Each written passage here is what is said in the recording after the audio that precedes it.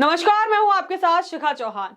देखिए, चुनाव आयोग पर लग रहे आरोप प्रत्यारोपों का सिलसिला दिन ब दिन बढ़ता जा रहा और ये जो मुद्दा है अखबारों से निकलकर सीधा संसद में पहुंच गया। संसद में चुनाव आयोग पर इस मुद्दे पर एक बहुत बड़ा हंगामा हुआ, बड़ा बवाल मचा और आज जो है राहुल गांधी ने कई सारी तमाम बातें रखी। उनका कहना है कि चुनाव आयोग को लेकर पूरा विपक्ष सिर्फ एक ही मुद्दे पर चर्चा चाहता है, चुनाव आयोग पर।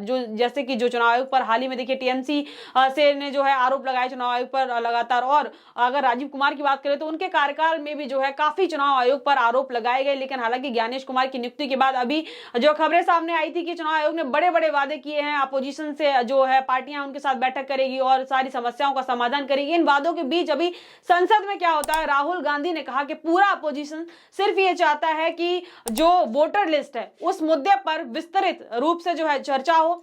महाराष्ट्र में वोटर लिस्ट में गड़बड़ी होने के कारण उस मुद्दे पर जो उन्होंने प्रेस कॉन्फ्रेंस भी की थी, जिसको लेकर 1 महीना हो गया चुनाव आयोग से जवाब मांगे और अभी तक उनको जो है कोई भी जवाब नहीं मिला है। इसी मुद्दे को लेकर आज सदन में बड़ा बवाल मच गया। क्या कुछ हुआ वो भी आपको बताएंगे, लेकिन उससे पहले देखिए अभी सोशल मीडिया पर एक वोटर लिस्ट बहुत तेजी से वायरल हो रही है, जिसमें एक व्यक्ति का नाम राम कमल दास बताया जा रहा है, जिनके 43 बच्चे हैं।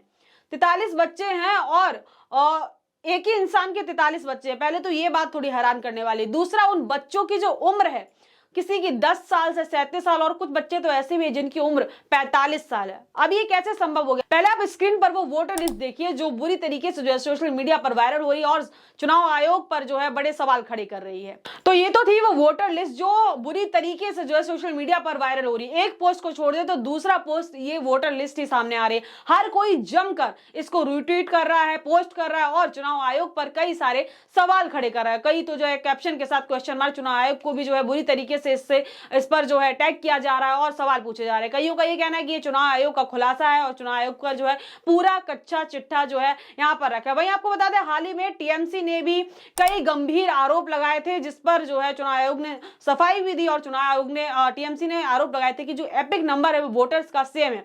और टीएमसी ने यह भी कहा था कि भाजपा चुनाव आयोग के साथ मिलकर बंगाल में जो होने वाले चुनाव है उनमें धांधली करने का प्रयास करेगी। इस पर चुनाव आयोग ने हालांकि प्रतिक्रिया दी थी, सफाई दी थी कि जो उनका सॉफ्टवेयर है उसको जो है वो अपडेट कराएंगे। ऐसी बातें कही थी। जो भी उनकी शिकायतें उन पर पूरी तरीके से काम होगा और जो अगर एपिक नंबर सेम है इसका मतलब डुप्लीकेशन नहीं, ऐसी तमाम जो है दलीलें चुनाव आयोग की तरफ से दी गई थी। ज्ञानेश कुमार की नियुक्ति के बाद चुनाव आयोग जो है एक्शन मोड में आता दिख रहा है, लेकिन अब ये वोटर लिस्ट एक नई चीज सामने आ गई और इसी मुद्दे को लेकर चुनाव आयोग को लेकर सदन में क्या कुछ बड़ा हंगामा हुआ। अब आप देखिए कि कैसे राहुल गांधी ने चुनाव आयोग को बुरी तरीके से घेरा सदन में और इस मुद्दे पर जमकर जो है क्लास लगाई। Speaker sir,